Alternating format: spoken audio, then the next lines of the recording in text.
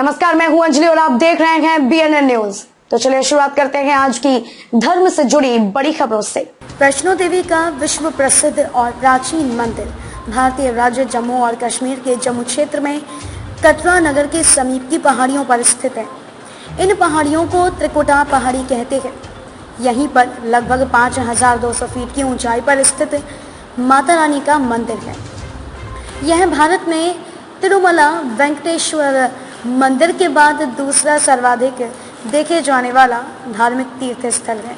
त्रिकुटा की पहाड़ियों पर स्थित एक गुफा में माता वैष्णो देवी की स्वयंभू 3 मूर्तियां हैं। देवी काली दाएं, सरस्वती बाएं और लक्ष्मी मध्य पिंडी के रूप में गुफा में विराजित हैं। इन तीनों पिंडियों के सम्मिलित रूप को वैष्णो देवी माता कहा जाता है। पवित्र गुफा की लंबाई 98 फीट है। इस गुफा में एक बड़ा चबूतरा बना हुआ है। इस चबूतरे पर माता का आसन है, जहां देवी त्रिकुटा अपनी माताओं के साथ विराजमान रहती है। भवन वह स्थान है जहां माता ने भैरवनाथ का वध किया था।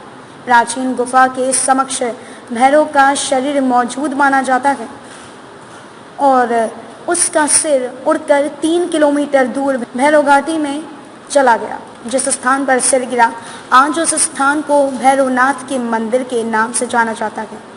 माना जाता है कि माता वैष्णो देवी की पूजा के पश्चात बाबा भैरवनाथ का पूजन करना भी अनिवार्य है, तभी पूजा सफल मानी जाती है।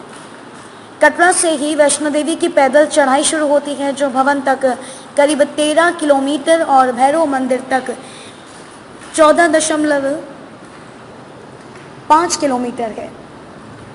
मंदिर के संबंध में कई तरह की कथाएं प्रचलित हैं। एक बार त्रिकुटा की पहाड़ी पर एक सुंदर कन्या को देखकर भैरवनाथ उसे पकड़ने के लिए दौड़े। तब वह कन्या वायु रूप में बदलकर त्रिकुटा पर्वत की ओर उड़ चली। भैरवनाथ भी उनके पीछे भागे। माना जाता है कि तभी मां की रक्षा के लिए वहां पवन पुत्र हनुमान पहुंच गए।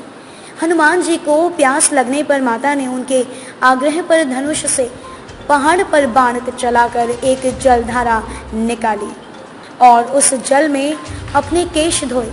फिर वहीं एक गुफा में प्रवेश कर माता ने 9 माह तक तपस्या की और हनुमान जी को पहरा दिया। फिर भैरवनाथ कन्या को ढूंढते हुए वहां पहुंचे। इसके पूर्व एक साधु ने भैरवनाथ से कहा कि तू जिसे एक कन्या समझ रहा है वह आदि शक्ति जगदम्बा है, इसीलिए उस महाशक्ति का पीछा छोड़ दे। भैरवनाथ ने इस साधु की बात नहीं मानी। तब माता गुफा की दूसरी ओर से मार्ग बनाकर बाहर निकल गई।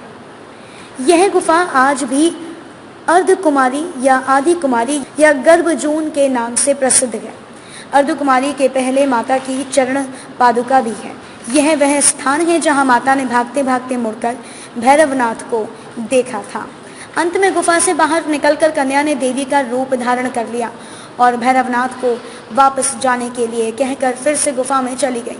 लेकिन भैरवनाथ नहीं माना और गुफा में प्रवेश करने लगा। यह देखकर माता की गुफा पर पहरा दे रहे हनुमान जी ने उसे युद्ध के लिए ललकारा और दोनों का युद्ध हुआ। युद्ध का कोई अंत नहीं देखकर महाकाली का रूप लेकर भैरवनाथ का वध कर दिया।